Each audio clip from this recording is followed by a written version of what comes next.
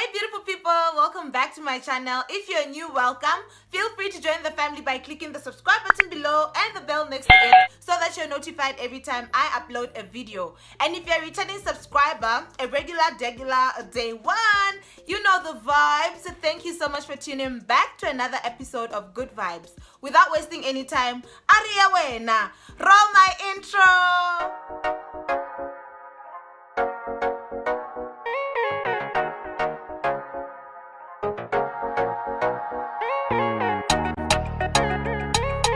So as you can tell by the title below, today I'll be doing a highly requested video. I have been procrastinating doing a hair video for the longest time. I decided I'm just going to come on here and talk about my transitioning journey in case there's someone out there who'd like to transition from relaxed hair to natural hair, and you can know how I did it without the big chop. And today we're basically going to talk about tips on how to transition. So first things first, a lot of people ask, have you always had an afro? No, like I transitioned from permed hair to natural hair. Now what inspired the transition? Honestly, it was circumstantial. Let me give you guys a background story, né?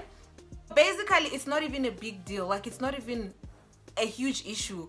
I was in India for school, and in India it was harder to access chemical products for hair. Like every time I tried to order relaxer from Amazon or Flipkart, it always let me down. It's either they'll bring the wrong product or it will be delivered 14 days later. And my hair, I personally, not even my hair, I personally just got fed up of the whole waiting process and, you know, to get chemicals. And even if I brought my cream from home, by the time I'm trying to use it that side, it's already gone bad or it's expired, you know, things like that. So that is what honestly made me turn natural. I got frustrated. I didn't know it to turn out for the best. Number two is I didn't cut. I just outgrew my natural hair. I just outgrew my permed hair. I waited for my hair to have an undergrowth. You know, I stuffed it from the cream and then it decided to just outgrow, and it looked so funny in the process. I have pics that I'm going to insert here. It looked really funny. It looked like feathers of a chicken, if you ask me. But I still rocked it that way, either way. And number three, do I miss my permed hair?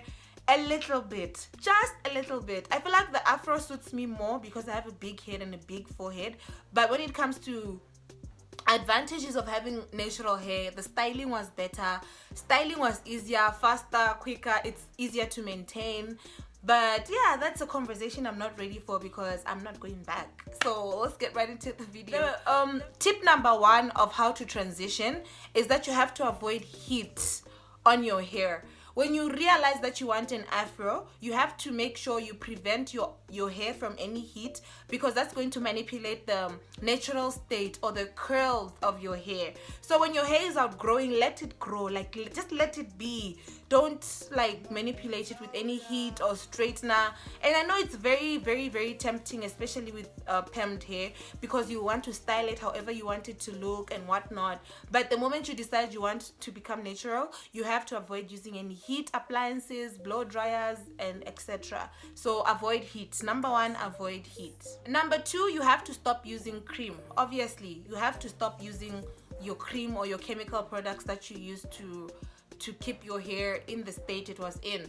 You have to put that on pause for a while, and yeah, that's basically that. Just stop using cream. Starve your hair, the relaxer, the chemicals, starve it, and it will start outgrowing its natural state and eventually become natural. Number three, you want to trim the relaxed hair once it outgrows from the undergrowth. That's exactly what I did. When my hair was going through that phase where now the undergrowth is outgrowing the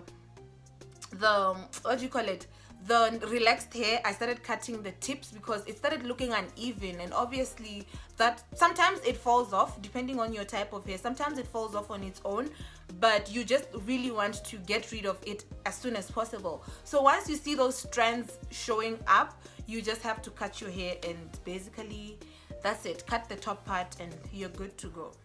Do protective hairstyles. I can't stress this enough. Do protective hairstyles. Like the one I'm in right now, it's a protective hairstyle.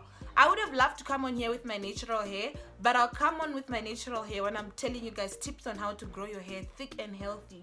like mine, because you guys are always asking, how do you grow your hair, natural hair tips. I'll shoot a next video for that when I take down my protective hairstyle. So basically you just need your protective hairstyle, your faux locks, your jumbo braids, these lines, like just do anything, your jojos. I don't know, I call them jojos, others call them Benny and Betty, but basically just do protective hairstyles to prevent your hair from shrinking or anything. Just cover your hair at all times if possible. Like reduce the number of times you manipulate your hair, manipulate your scalp, and expose your hair to the sun. Like if you notice, anyone with natural hair rarely wears their hair out, or if they wear it out, it's only for like a short period of time. So that is what I got to learn to do in my transition process. I literally learned that no, do not wear your hair out, because it's going to manipulate its growth. So always have a protective hairstyle, or afro kinky crochet and whatnot. That is best protective hairstyles for natural hair. Because if you're going to wear a wig all the time, make sure you're in a protective hairstyle and your hairline is not manipulated. Do not put pressure on your hairline. Those are other things that will help quicken your transitioning process. And the next thing is just to use hair food. Moisturize your hair as often as possible. Don't keep your hair dry and frisky, you know. Moisturize your hair so that it can grow in that beautiful natural state, you know what I'm saying? So yeah, just moisturize your hair as often as possible and you're good to go. So personally, I am a huge fan of Easy Waves. I've been using Easy Waves since I decided to transition, and it's the best decision I ever made. No matter what flavor of the hair food it is, I'm always using hair food, but for now I'm using this one. I don't know if you guys can see it. For now I'm using the cocoa butter and honey rich and creamy hair food. It is so beautiful. It's creamy on the inside. It smells so good, and it's very affordable. This is like only $7. Only 7 pula, very affordable. I was saving the best for last, you guys. Jamaican black castor oil. Guys, you can never go wrong with Jamaican black castor oil, and I will not talk much about it because I'm saving it for my next video. So make sure you are subscribed so that you don't miss the next video where I'm telling you tips on how I grew my hair long, rich, and healthy using Jamaican black castor oil. Not clickbait, not a lie. I grew my hair with this baby here in less than a year. Honestly, this is your baby. So apply your oils, apply your hair foods. Buy Jamaican black castor oil. Don't sleep on Jamaican black castor oil if you want your hair to grow faster and better. So yeah, I think I've covered all the points you need to know on transitioning from relaxed hair to natural hair. Stay tuned for the next video. Hopefully in the next video where I talk about tips on how to grow your hair, I'll show up with my hair. Thank you so much for watching. Make sure you're subscribed and click the notification bell so that you don't miss out on the next video.